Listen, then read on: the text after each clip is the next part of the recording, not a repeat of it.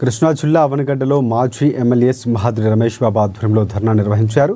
Medical కళాశాల ప్రైవేటీకరణను వ్యతిరేకిస్తూ నిరసన ర్యాలీలు నిర్వహించి అవనగడ్డ తహసీల్దార్కు వినతిపత్రం సమర్పించారు. ప్రజల అభీష్టానికి వ్యతిరేకంగా కూటమి ప్రభుత్వం అవలంబిస్తున్న విధానాలను మార్చుకోవాలని రాష్ట్రంలోని పలువురు విద్యావేత్తలు, మేధావులు కూడా చెబుతున్నారని రమేష్ బాబు అన్నారు.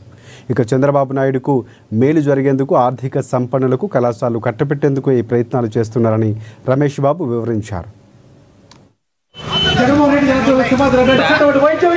ఏదైతే జగన్మోహన్ రెడ్డి గారు ఒక మంచి ఆలోచనతో ఈ రాష్ట్రంలో 17 మెడికల్ కాలేజీలు పర్మిషన్ తీసుకొచ్చి స్టార్ట్ చేసి ఒక 5 మెడికల్ కాలేజీలు పూర్తయినాయి, సీట్లు ఇచ్చేశారు.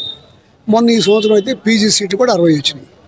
ఆ మెడికల్ కాలేజీలని జగన్మోహన్ రెడ్డి గారు గవర్నమెంట్ పోయిన తర్వాత, చంద్రబాబు నాయుడు గారు వచ్చిన తర్వాత దాన్ని ప్రైవేట్ పరం చేయడం కోసం పీపీపీ అని పెట్టి ఒక ముద్దు పేరు పెట్టుకుని దాన్ని ప్రైవేట్ పరం చేయడం కోసం చేసే ప్రయత్నాన్ని ప్రజలందరూ తిరస్కరించి వాళ్ళ ఆలోచనని చెప్పడం కోసం అని చెప్పి ఇవాళ ఈ నిరసన ర్యాలీ చేసి ఎంఆర్ఓ గారికి వినతిపత్రం. ప్రజలకు వైద్యం, విద్య అందించకుండా వాళ్ళ నోళ్ళు కొట్టొద్దని, వాళ్ళ కడుపు మీద కొట్టొద్దని, చంద్రబాబు నాయుడు గారికి మంచి బుద్ధి ఉండాలని ఆ భగవంతుడు ఆయన బుర్రలో దూరి పెద్ద మంచి చేసే బుద్ధి కలిగించాలని వేడుకుంటూ మరి ఈ రోజున ర్యాలీగా మరి అవనగడ్డ ఎంఆర్ఆర్ విజ్ఞాపన పత్రం ఇవ్వడం జరిగింది.